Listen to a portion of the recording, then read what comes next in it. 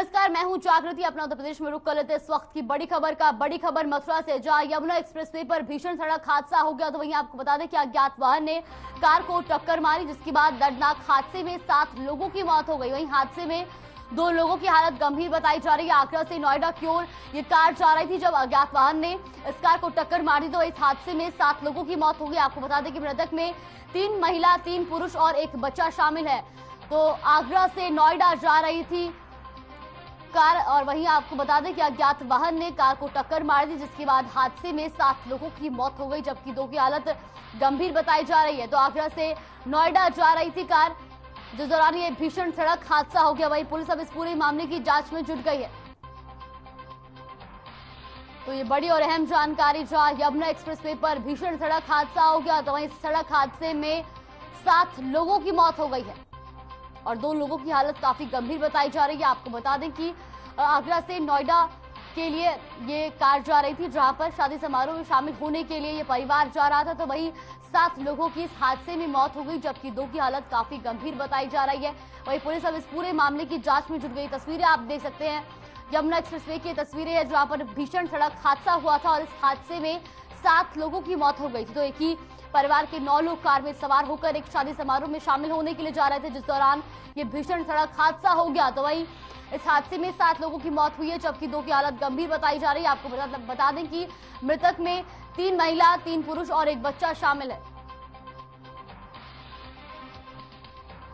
तो इस हादसे में 2 लोगों की हालत गंभीर बताई जा रही है। आगरा से नोएडा की ओर ये कार जा रही थी, तभी यमुना एक्सप्रेसवे पर यह भीषण सड़क हादसा हो गया। इस हादसे में 7 लोगों की मौत हुई है, जबकि 2 की हालत काफी गंभीर बताई जा रही है। थाना नवजीत क्षेत्रांतर्गत यमुना एक्सप्रेसवे हाईवे पर माइल नंबर 68 के निकट एक वैगनार का अज्ञात वाहन से एक्सीडेंट हो गया, जिसके फलस्वरूप वाहन में सवार 3 पुरुष, 3 महिला एवं 1 बच्चे की मौके पर मृत्यु हो गई है। 1 पुरुष और 1 बच्चा घायल है, जिसका हॉस्पिटल में उपचार हो रहा है। इस प्रकरण में जांच करते हुए अग्रिम कार्रवाई की जा रही है। भैया 1 मिनट पीछे। लखनऊ में राज्यपाल आनंदीबेन पटेल रजत पीजी कॉलेज के संगोष्ठ कार्यक्रम में पहुंची, जहां उन्होंने अंतर्राष्ट्रीय स्तर की नवनिर्मित badminton academy, doctor RJ Singh badminton sports academy और नेशनल रिसर्च सेंटर का लोकार्पण किया। साथ ही कला, संगीत, खेल, विज्ञान, न्याय, शिक्षा, स्वास्थ्य, नारी सशक्तिकरण और समाज सेवा जैसे महत्वपूर्ण क्षेत्र में कार्य करने वाली महान विभूतियों को पत्र और स्मृति चिन्ह देकर सम्मानित किया। तो आपको बता दें कि लखनऊ में संगोष्ठी कार्यक्रम का आयोजन किया गया, जिसमें राज्यपाल आनंदीबेन पटेल ने शिरकत की। तो वही नेशनल रिसर्च का लोकार्पण भी किया। ये तस्वीरें आप देख सकते हैं, जहां पर राज्यपाल आनंदीबेन पटेल ने इस कार्यक्रम में शिरकत की और साथ ही नेशनल रिसर्च सेंटर का लोकार्पण किया।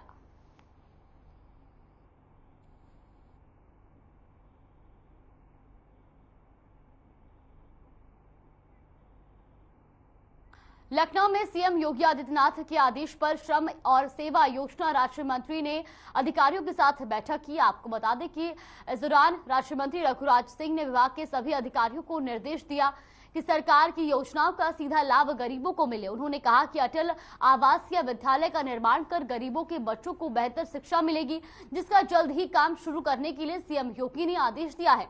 इसके साथ ही सीएम योगी आदित्यनाथ के निर्देश पर हर धर्म की गरीब कन्याओं का निःशुल्क विवाह कराने के साथ ही सरकार की योजनाओं का विस्तार करने को कहा। तो लखनऊ की खबर है, जहां पर आपको बता दें कि राज्य मंत्री ने बैठक की और अधिकारियों को निर्देश दिए। साथ ही उन्होंने कहा कि गरीबों को योजनाओं का लाभ मिलेगा और गरीब कन्याओं के लिए भी उन्होंने योजनाओं की शुरुआत की, तो गरीबों को मिले योजनाओं का लाभ, ऐसा भी उन्होंने कहा। अटल आवासीय विद्यालय, हम मजदूरों के लिए 18 विद्यालय, आवासीय विद्यालय, अटल आवासीय विद्यालय बना रहे हैं 18 मंडल में, जैसे अलीगढ़ में, सहारनपुर में, गोरखपुर में, कानपुर में, मेरठ में, ऐसे ही लखनऊ में। तो हर जगह हम लोग 18 आवासीय 18,000 हमारे जो बीओसी के जो रजिस्टर्ड श्रमिक हैं, उनके लिए हम लोग आवासीय विद्यालय बना रहे हैं। वहाँ से उनको हम टेक्निकल शिक्षा देके उनको बाहर निकालेंगे, जिससे उनको स्वरोजगार की व्यवस्था हो जाए। क्योंकि नौकरियों की एक सीमा है कि 4 करोड़, 3 करोड़, 2.5 करोड़, 8 करोड़ हो सकते हैं। पूरे भारत में 18 करोड़ हैं। 18 करोड़ में 10 करोड़ केवल गवर्नमेंट के हैं, बाकी 8 करोड़ सेमी गवर्नमेंट के हैं। तो बाकी जैसे हमारी फैक्ट्रियां हैं और जैसे आप टेक्निकल ITI हैं, तो हम वह व्यवस्था करके उनको व्यावसायिक शिक्षा देके और उनको इंटर पास करके निकालेंगे। जैसे कहीं रेलवे स्टेशन पे, कहीं आप बस स्टैंड पे देख रहे हैं, तो जो आवारा बच्चे जिनको बेचारे छोड़ देते हैं, घर परिवार वाले भी छोड़ देते हैं, उन सबको एकत्रित करके प्रत्येक मंडल में 1-1 हजार के हमने अभी सीमा रखी है और अक्टूबर से हमारा सत्र प्रारंभ हो जाएगा।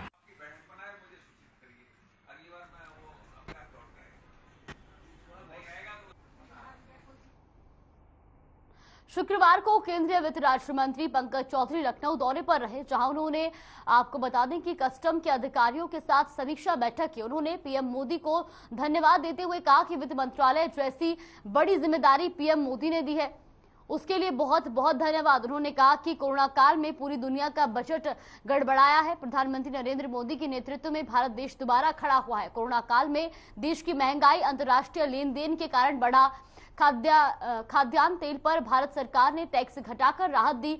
सरकार निरंतर बढ़ती महंगाई पर ध्यान दे रही है, जल्द ही कंट्रोल में लाने का प्रयास भी करेंगे। तो लखनऊ में पंकज चौधरी जो है वो दौरे पर रहे और आपको बता दें कि इस दौरान उन्होंने अधिकारियों के साथ भी समीक्षा बैठक की और साथ ही साथ उन्होंने कहा कि बढ़ती महंगाई पर भी ध्यान दिया जा रहा है और जल्द ही उस पर कंट्रोल भी किया जाएगा। ये सही है कि बहुत बड़ी जिम्मेदारी है और वित्त मंत्रालय कहीं ना कहीं बहुत ही बड़ा मंत्रालय है।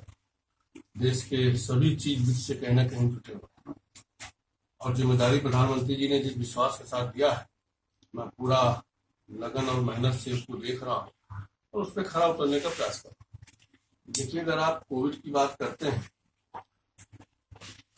तो भारत ही नहीं बल्कि पूरे दुनिया की अर्थव्यवस्था बढ़ी और भारत की भी इकोनॉमी माइनस में चली गई।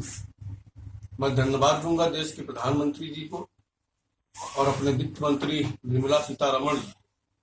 तो उस कोविड काल में जिस प्रकार से पिछला बजट और इस बजट को उन्होंने पेश किया, आज फिर देश की अर्थव्यवस्था प्री कोविड की स्थिति में ला करके देश को खड़ा किया है। ये कहीं ना कहीं हमारे प्रधानमंत्री जी का सुझाव और सूझबूझ और हमारे वित्त मंत्री जी का प्रयास, जो अंतर्राष्ट्रीय परिदृश्य है उसका कहीं ना कहीं हिस्सा आता है।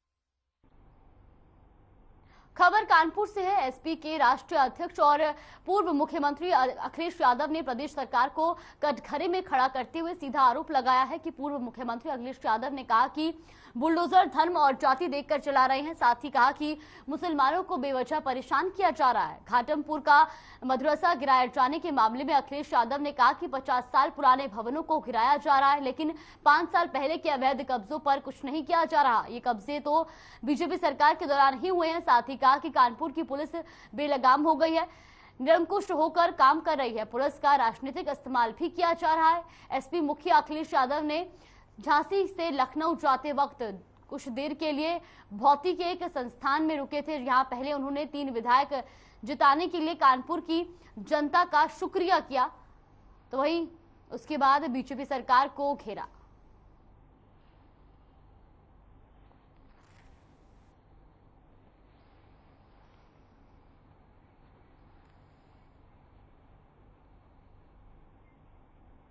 यूपी में अवैध निर्माण के खिलाफ बुलडोजर की कार्रवाई लगातार जारी है। तो वहीं राजधानी लखनऊ में नगर निगम के अमीनाबाद के हनुमान मंदिर परिसर के घंटाघर पार्क में दुकानों पर बुलडोजर चलाया गया।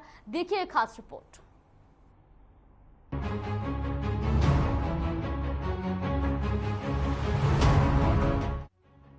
उत्तर प्रदेश में अवैध निर्माण के खिलाफ बुलडोजर की कार्रवाई लगातार जारी है।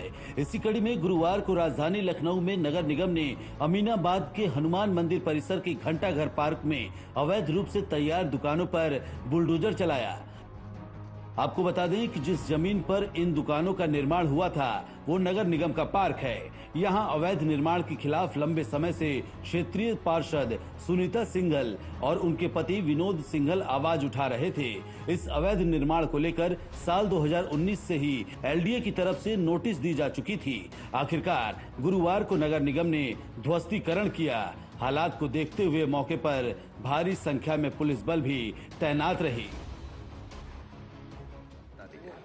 देखिए, अमीनाबाद पार्क है, यहाँ पे अतिक्रमणकर्ताओं ने अतिक्रमण कर लिया था। उसके पूरे भी रिमाइंडर वगैरह भेजे गए थे, एफआईआर भी करा गई थी, लेकिन पुनः इनके द्वारा अतिक्रमण कर लिया गया था। उसी क्रम में आज टीम के द्वारा अतिक्रमण हटाया गया। तो क्या मंदिर परिसर के अंदर है ये? नहीं, वो एक बाहरी क्षेत्र में है। उसके नाम पे विस्तार हुआ था, तो अलग एरिया है, वो अलग है। वहीं इस अवैध निर्माण को लेकर मौके पर मौजूद अधिकारी अपना पल्ला झाड़ते हुए भी नजर आए। शहर के बीचों बीच अमीनाबाद जैसी जगह पर इस जमीन की कीमत करोड़ों की है। सवाल ये उठ रहा है कि जब ये निर्माण हो रहा था तब इसे क्यों नहीं रोका गया। ऐसे में इस क्षेत्र के अभियंताओं की भूमिका पर सवाल उठना लाजमी है। असल में जहां निर्माण हुआ वो मार्केट के बीचों बीच है और ये संभव नहीं कि चोरी छिपे निर्माण हो। जाहिर है कि अवैध निर्माण की जानकारी सभी जिम्मेदारों को थी, लेकिन शायद अपने फायदे के लिए कार्यवाही नहीं कर रहे थे। आपको बता दें कि अवैध निर्माण के मामले में आरोपी अशोक पाठक के खिलाफ एफआईआर की गई है। साथ ही अवैध निर्माण गिराने में जो खर्च आया है वो भी वसूला जाएगा। वहीं नगर निगम के जोनल ऑफिसर राजेश सिंह ने कहा कि अमीनाबाद में ये करोड़ों की जमीन है। जहां नगर निगम का पार्क था वहां अतिक्रमण कर अवैध निर्माण हुआ। पहले नोटिस जारी किया गया था, उसके बाद ही कार्रवाई की गई। हालांकि इस मामले में नगर निगम के जिम्मेदारों से भी जवाब तलब होगा और उनके खिलाफ कार्रवाई होगी। फिलहाल अवैध निर्माण कराने वालों पर 2 एफआईआर दर्ज की गई है। लेकिन जिस तरह से यूपी में बाबा का बुलडोजर बोल रहा है वो बता रहा है कि यूपी में अवैध निर्माण करने वालों की अब शामत आ चुकी है। उनके ऊपर बाबा का बुलडोजर गरज रहा है। ब्यूरो रिपोर्ट, हर खबर, लखनऊ। उत्तर प्रदेश के मुख्यमंत्री योगी आदित्यनाथ और स्वास्थ्य विभाग की मुखिया भले ही आम जनता को बेहतर स्वास्थ्य सुविधा उपलब्ध कराने के लिए प्रयासरत हों, लेकिन स्वास्थ्य अधिकारियों की लापरवाही उनके मंसूबों पर पानी फेर रही है। ताजा मामला उर्सुला अस्पताल से सामने आया है, जहां इलाज के लिए एक लाचार और बेबस मां अपने बच्चे को गोद में लेकर दर दर भटकती रही, मगर उसे उर्सुला अस्पताल में ना डॉक्टर मिले और ना स्ट्रेचर। इस वीडियो ने कानपुर उर्सुला की एक बार फिर पोल खोल कर रख दी है। उर्सुला अस्पताल का ये हाल तब है जब कुछ दिन पहले डिप्टी सीएम ने एक शिकायत पर अस्पताल प्रशासन को जमकर क्लास भी लगाई थी। वही जिला अधिकारी नेहा शर्मा के संज्ञान में मामला आने के बाद उन्होंने अफसोस जाहिर किया और अस्पताल के लापरवाही करने वाले कर्मचारियों पर कार्रवाई करने के आदेश दिए। तो कानपुर का ये पूरा मामला बताया जा रहा है, जहां पर उर्सुला अस्पताल की बड़ी लापरवाही देखने को मिली है।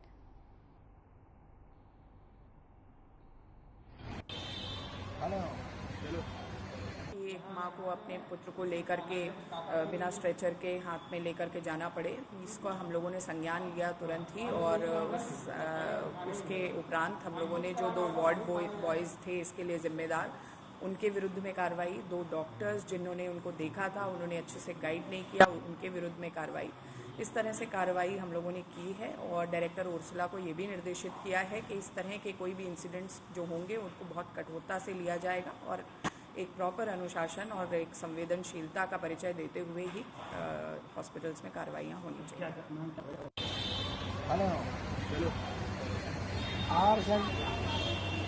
छोड़ो छोड़ो। हाँ भैया, नहीं मिला आपको? नहीं, कह रहे लेके जाइए। चाहोगे बच्चे को? बच्चे के बाद मारी गिर गई है। फिर स्ट्रेचर भी नहीं मिला यहाँ पर? नहीं देखा कोई, कह रहे ले जाइए यहाँ पे। खबर कानपुर से है, जहां रोड पर पति और पत्नी का हाई वोल्टेज ड्रामा सामने आया है। आपको बता दें कि बताया जा रहा है कि पत्नी को अपने पति पर शक था कि उसका किसी और दूसरी महिला के साथ प्रेम प्रसंग चल रहा है। महिला ने पहले तो पूरी पड़ताल की और जब सभी सबूत जुटा लिए उसके बाद पति को उसकी प्रेमिका के साथ मौके पर ही धर दबोचा, जिसके बाद महिला ने अपने पति और उसकी प्रेमिका की पिटाई कर दी। इस पूरे ड्रामे का वहां मौजूदा लोगों ने वीडियो बना लिया, जो अब वायरल हो रहा है।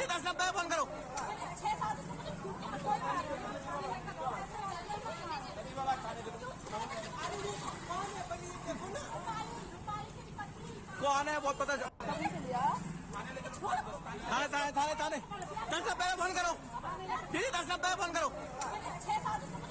तो ये वीडियो जो है वो सोशल मीडिया पर जमकर वायरल हो रहा है। तस्वीरें आप देख सकते हैं जहां पर पति और पत्नी का हाई वोल्टेज ड्रामा देखने को मिला है। आपको बता दें कि पत्नी को अपने पति पर शक था कि उसका कहीं और प्रेम प्रसंग चल रहा है। उसके बाद सारे सबूत जुटा लेने के बाद पत्नी ने प्रेमिका और पति को जमकर उनकी पिटाई भी की। तस्वीरें आप देख सकते हैं जहां पर महिला एक लड़के की पिटाई करती नजर आ रही है।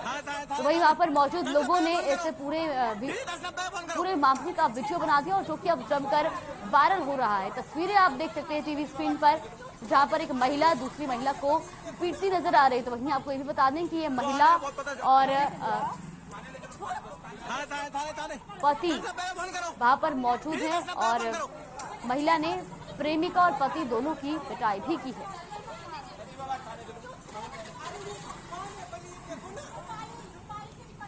कौन है वो पता थाने 10 फोन करो दीदी 10 फोन करो। कानपुर में विधायक अमिताभ वाजपेयी ने पुलिस प्रशासन के खिलाफ धरना प्रदर्शन किया है। आपको बता दें कि इस दौरान उन्होंने पुलिस पर जबरन उत्पीड़न का आरोप लगाया है। उन्होंने कहा कि कोर्ट का स्टे होने के बावजूद भी तानाशाही पुलिस सिविल लाइन स्थित ऐतिहासिक खादी ग्रामोदय भवन को अवैध तरीके से तोड़ने का प्रयास कर रही है। सूचना पर मौके पर पहुंचे विधायक अमिताभ वाजपेयी ने पुलिस की तानाशाही के खिलाफ धरने पर बैठ गए और धरना प्रदर्शन किया है। तो वहीं आपको बता दें कि उन्होंने पुलिस पर तानाशाही का आरोप लगाया है। मैं आप यही कराते आप उस दिन भी कराया ना संडे को आपने कराया यही था। आप ठेका लेते हैं ना पेमेंट करके 2 दिन पहले तोड़ने चलती है 2:30 बजे दिया हमको हम लोगों को कोर्ट ना जा पाए।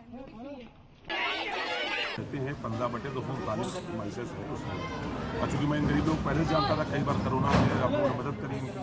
पुलिस इनको गुंडागर्दी से खाली करा रही थी। जब हमने पूछा कोई कागज है क्या, तुम लोगों ने बताया कि मेरे पास सिविल कोड का स्टे है, जबकि पुलिस कह रही है कि मेरे पास एडीएम कोड का ऑर्डर है खाली कराने का, और वो लोग कह रहे सिविल कोड का स्टे है। तो हम देखने जब मौके पे आए तो हमने पाया कि यहाँ गांधी जी का स्वराज खादी ग्रामोद्योग जो हुआ करता था, गांधी जी की लाइब्रेरी हुआ करती थी, उसको पुलिस तोड़वा रही है, जबकि तोड़वाने कोई ऑर्डर नहीं है। 2 दिन पहले 2:30 बजे दिया हमको हम लोगों को कोर्ट ना जा पाए।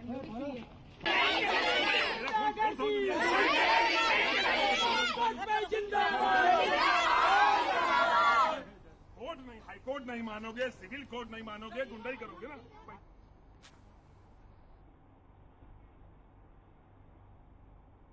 खबर कुशीनगर से है जहां पडरौना नगर पालिका अध्यक्ष विनय जायसवाल ने जनहित के लिए नए एम्बुलेंस का क्रय कर आमजन को समर्पित कर किया है। वहीं आपको बता दें कि अध्यक्ष ने पूजन करने के बाद हरी झंडी दिखाकर एम्बुलेंस को रवाना किया।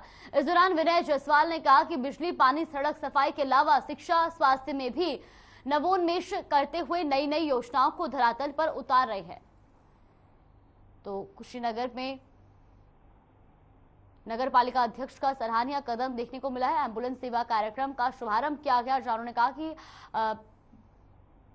शिक्षा के अलावा स्वास्थ्य का भी जो है वो कार्य किया जाना चाहिए और एम्बुलेंस सेवा कार्यक्रम का शुभारंभ करते हुए उन्होंने एम्बुलेंस को हरी झंडी दिखाकर रवाना किया है। तो आमजन को यह एम्बुलेंस समर्पित की है और हरी झंडी दिखाकर इस एम्बुलेंस को रवाना किया है।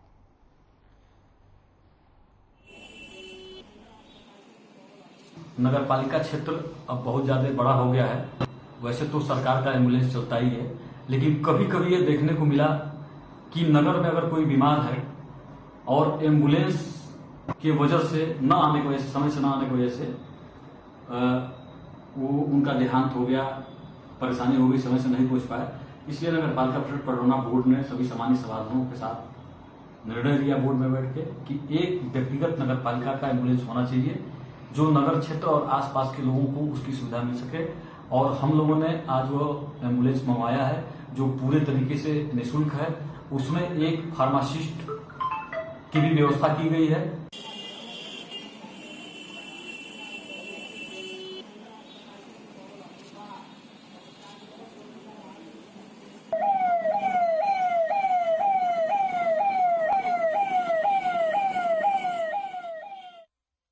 राजधानी लखनऊ में सरोजनी नगर पुलिस को बड़ी सफलता मिली है। पुलिस ने पेट्रोल पंप पर करोड़ों का गबन करने वाले 2 आरोपियों को गिरफ्तार किया है। बता दें कि पेट्रोल पंप के मालिक ने करोड़ों के हेराफेरी का मामला दर्ज कराया था, जिसके बाद पुलिस ने जांच पड़ताल कर 2 लोगों को गिरफ्तार किया है।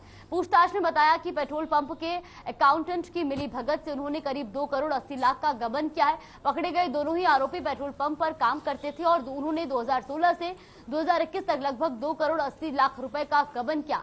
बीते 16 मार्च को शक के आधार पर थाने में केस दर्ज कराया था, जिसके बाद पुलिस ने कार्रवाई की और इसमें 2 लोगों को गिरफ्तार किया गया है।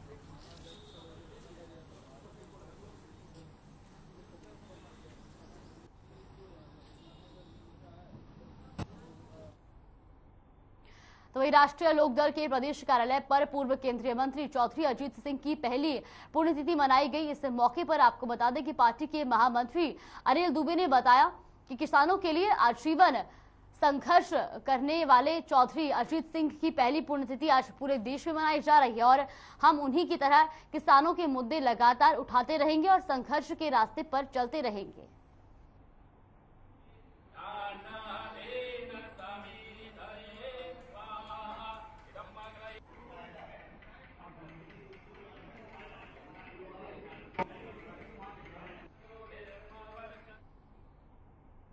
मथुरा में फायर सर्विस मुख्यालय लखनऊ के आदेश पर रिहायशी क्षेत्र में स्थित HDFC बैंक मथुरा में CFO प्रमोद शर्मा ने निर्देशन में अग्निशमन विभाग की ओर से फायर मौका ड्रिल का आयोजन किया गया, जिसमें बैंक में उपलब्ध अधिकारी, कर्मचारी एवं अन्य आम जनमानस को बैंक में अकस्मात आग लगने पर क्या करे और क्या ना करे से संबंधित समस्त जानकारी दी गई। तो HDFC बैंक में मॉक ड्रिल का आयोजन किया गया, जहां पर आपको बता दें कि इस दौरान बैंक कर्मचारियों और आम जनमानस को बताया गया कि अगर कभी अकस्मात आग लग जाए तो उस दौरान क्या करें और क्या ना करें। सरप्राइज ड्रिल थी। जितने भी हमारे बैंक्स हैं पूरे जनपद के अंदर, उनके अंदर एक चेकिंग अभियान चलाया जा रहा है और हमारे द्वारा एक स्कीम 13 चलाई जा रही है। 13 स्कीम्स हैं, उनके अंतर्गत जो हमारी एक स्कीम है उसके अंदर बैंक्स जो हैं उनको ऑडिट किया जा रहा है, जितने करेंसी चेस्ट है उनको ऑडिट किया जा रहा है और बैंक के अंदर जितने एम्प्लॉय उनको अवेयर किया जा रहा है कि इन केस ऑफ इमरजेंसी क्या किया जाए और क्या ना किया जाए। तो ये एक सरप्राइज ड्रिल की गई, तो यहाँ पर एक्चुअल एक सिनेरियो दिखाया गया कि कैसे आग लगती है तो कैसे धुआं होता है और कैसे घुटन महसूस होती है, उससे आप कैसे बच करके बाहर निकल सकते हैं, कैसे बाहर आ सकते हैं। ये चीफ फायर ऑफिसर साहब ने ये जो आज इनिशिएटिव लिया है और जिला प्रशासन ने जो इनिशिएटिव लिया है बहुत ही सराहनीय है, क्योंकि हमारे बैंक में जो स्टाफ है कभी उन्होंने इस तरह की सिचुएशन को हैंडल नहीं किया है और आज इस ड्रिल में उन्होंने वो चीज़ करी। और हमारे जो यहाँ पे सेफ्टी इक्विपमेंट हैं, फायर अलार्म है, इसका भी एक तरीके से परीक्षण हो गया और उसने वो ठीक से उसने काम किया सेफ्टी अलार्म ने। लखनऊ में शुक्रवार को जुमे की नमाज के बाद शिया मुसलमानों ने सऊदी अरब के खिलाफ विशाल प्रदर्शन किया। साथ ही जन्नत उल बकी में सऊदी शासन द्वारा ध्वस्त किए गए रोजों के पुनर्निर्माण की मांग की। गौरतलब है कि सऊदी अरब के पवित्र नगर मदीना में स्थित जन्नत उल बकी नामक कब्रिस्तान है, जहां पैगंबर इस्लाम की बेटी हजरत फातिमा जहरा की कब्र है और शिया मुसलमानों ने 4 इमामों के साथ साथ इस्लाम धर्म की कई गणमान्य हस्तियां दफन हैं, जिनकी कब्रों पर बने हुए रोजों को सऊदी शासन ने ईद उल फितर की 8वीं तारीख 1925 में ध्वस्त कर दिया था।